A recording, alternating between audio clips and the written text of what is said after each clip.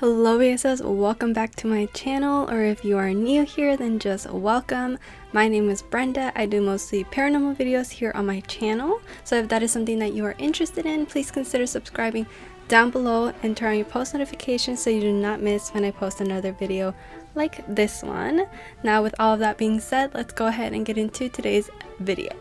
Okay guys, so today I have two urban legends for you guys, and as you guys could tell by the title, as always, you guys already know what I'm going to talk about. So I hope that you guys are ready to hear some urban legends. I know two is not the most, and this might be a little bit more on the short side, but either way, I hope that you enjoy it. Also, look at my cute shirt. I just wanted to point that out because you can't see it because of my microphone in front of me. But anyway, today we are going to be talking about, as I said, two urban legends. The first one is going to be El Silbon, and then the second one is going to be El Cadejo. So this is a little bit more on the, it's not Mexico. These two legends, they are from El Salvador. And so this is Central America, basically. These two legends are specifically more in that area. So we are going to begin with El Silbon. I think that's how you say it. I kept getting tongue twisted. I'm like Silbon or Ciblon, and I have a hard time remembering that. But El Silbon originates in El Salvador, so basically Central America, and some areas of South America, as well as some parts of Mexico and southern United States. It's claimed to have been seen in a lot of different areas, but before I get ahead of myself with that, so basically I will explain to you what the urban legend of El Silbon, oh my god, that's gonna be really annoying. But he is also known as the Whistling Man or the Whistler, so El Chiflado, basically. Urban legend has two different stories, so it depends on who you're asking about this story. They might give you one or the other.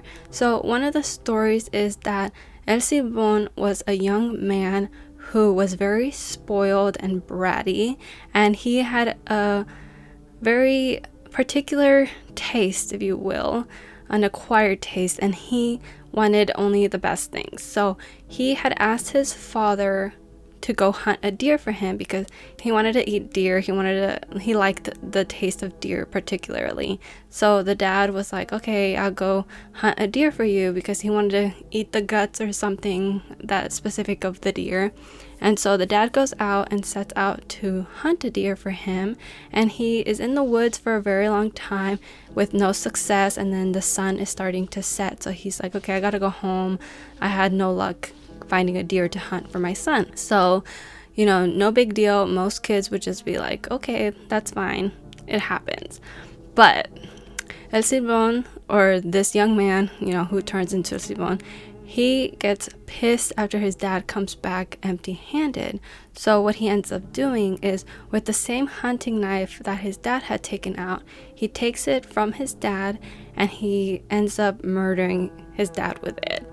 And after he does that, he takes out the parts of organs and stuff that he particularly likes from deer, and he goes and takes it to his mom, and he tells his mom to cook it for him. And she's asking, oh, where did you get this from?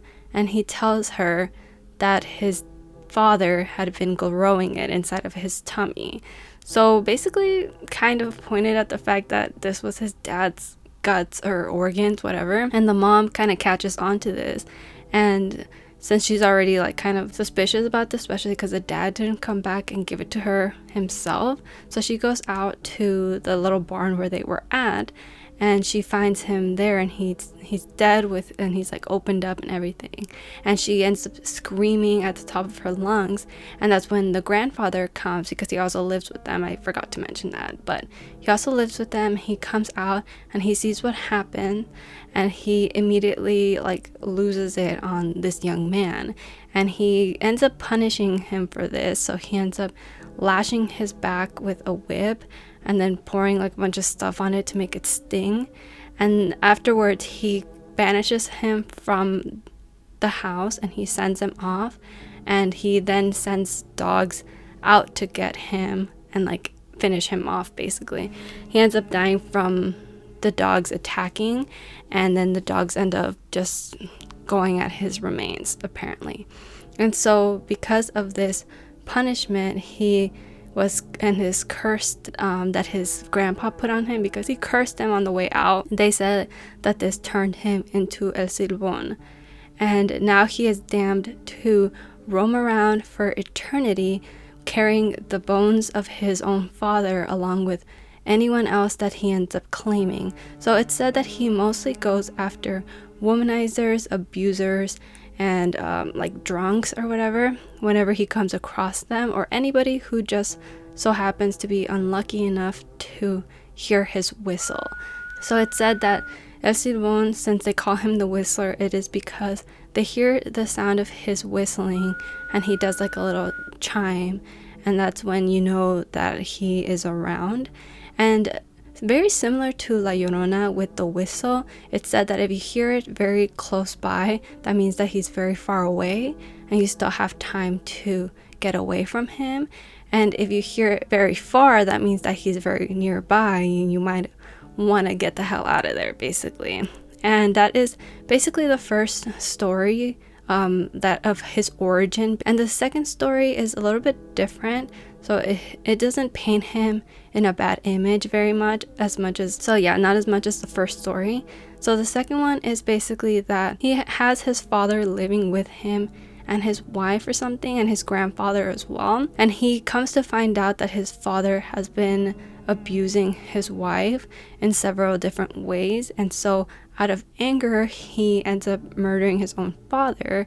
And the grandfather kind of steps in after he finds out, and he knows that even though he was doing it to protect his wife, it was wrong, and so he had to be taken to jail basically by his own grandfather. Or basically the rest of the story is the same, where he ends up being punished for the murder, and kind of in the very similar way where he gets whipped, and then he also has dogs chew on his remains basically. After he passes away, there's just bones, and then after that he is kind of cursed and condemned to be this entity that kind of protects people in a way from their abusers and from just anybody who is bad that ends up coming across him. So he basically, for some reason, he thought he would take it upon himself to make himself the judge and the executioner and just pick and choose who he's gonna get rid of. So if you're thinking about the first story, if that was the actual version of him and he was himself not a good person and he's taken it upon himself to go find all these other bad people, I'm like, sir, you're not any better yourself, okay? But that's basically the gist of those two stories. So yeah, that is the urban legend itself.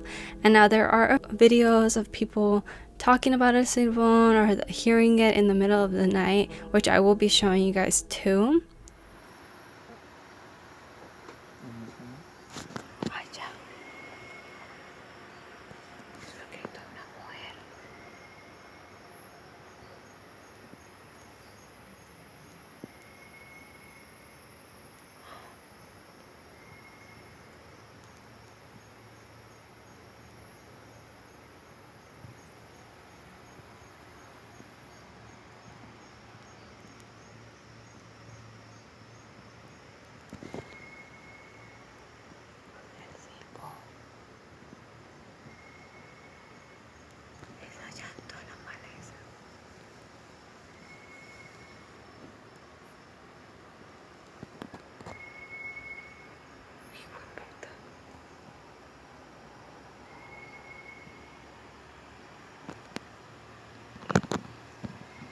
¿Le sirvo?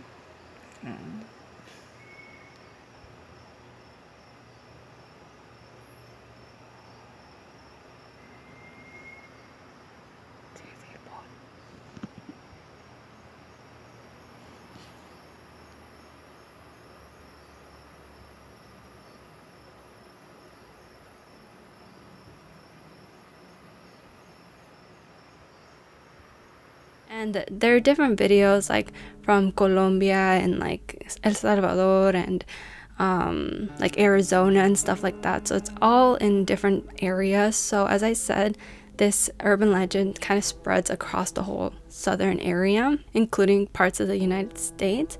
And I thought it was very interesting. It's a very eerie story, and there's a lot of people who have claimed to have been in like the area where they have heard a whistle and they know that it's El Silbon and they have to get out of there. And it's just a very creepy and off-putting urban legend that I thought I would share with you guys because I had never heard about it. I have had people tell me to look into it and stuff like that, but I had never gotten around to it. But yeah, guys, that's gonna be it for the first legend. Let's go ahead and get into the second one, which is about El Cadejo. And El Cadejo is in the same area, so it is mainly El Salvador, and that's where I feel like it was brought up first. And so it's covered basically in the same areas. There's been sightings of it all in Central America, South America, and parts of Mexico. So this is more of a mythological creature and an urban legend, you can also say. And it is mostly started in pre-Hispanic times, so it is a pre-Hispanic one. So it is kind of revolved around just the fact that dogs were always and have always been seen as guardians, companions, and loyal animals, basically. So this pre-Hispanic mythological creature of El Cadejo was brought from that idea that dogs are guardians. And so the Cadejo is an entity that presents itself in the form of a dog, and there are actually two versions of El Cadejo. One is good and one is bad. The white one is considered to be good because white is associated with spirit, some spiritual light, and so on, and black is associated with darkness, malevolent spirit, and that is basically the two versions of it. And the white version is supposed to be a companion, it's supposed to be a protector, and so it appears itself to people who are traveling alone, or that they might be like drunk or something, or going down somewhere dangerous, and the white Cadejo will appear and protect it and be kind of like, as I said, a guardian dog, and make sure that they get to where they need to be safely. And it also protects them from the black Cadejo. And so the black Cadejo is the opposite. So it is said that if it appears to you, something bad will happen, or you'll have bad luck, or it usually appears to people like bad people. And when it appears to good people, it is trying to do something bad to them, basically. And that's why there's the white Cadejo, to protect the good people who are traveling alone at night, because the Cadejo mainly appears in the middle of the night in lonely areas and so on. And yeah, so they both appear as dogs, and I forgot to mention that the white dog has piercing blue eyes and the black dog has red eyes that burn like bronze or like coals that are on fire. And I just found this one very interesting too, because we have a lot of urban legends that go back all the way to pre-Hispanic times, because even like La Llorona is a pre-Hispanic urban legend as well, or like a folk tale of some sort, because they have like paintings of it on different buildings and stuff telling the story of La Llorona. And El Cadejo is very much the same in that way, that it's been told for a long time and it was made up from just the whole thing behind dogs as an animal itself. And I just thought the depictions of the Cadejo are very interesting, and the fact that people have said that they've witnessed it before. And I also have a few videos on people talking about El Cadejo and witnessing it, and sometimes confusing El Cadejo with a real dog, and then afterwards seeing that it's not, and then being totally terrified, because it is a sort of entity, so it might not be actually a dog, it just presents itself in that form. And yeah, so that's basically the gist of that story, or that urban legend, which both of these are really, really interesting to me. And all the videos that I watched behind them were really like eerie as well. I just love learning about this kind of stuff. And I will show you guys videos that I found on the internet too, or on YouTube, and hopefully they don't block them on my channel or anything, so I could show it to you guys. If not, they'll be like linked in the bio. Cuando yo me levanté a querer agarrar los perritos, no había. ¿Verdad que no era nada? ¿Verdad? ¿No los encontró? No, se parecieron. Al ratito un silbido por allá, del cadejo. Era el cadejo. El Cadejo es uno de los personajes mitológicos más conocidos en el país y según la tradición oral, se aparece físicamente como un perro. Okay, guys, those are the 2 urban legends that I wanted to share with you guys. And there was a 3rd one that I wanted to do, but I was like, you know, it's kind of silly. And it's like a pre-Hispanic one as well, because it goes back to like different gods and stuff.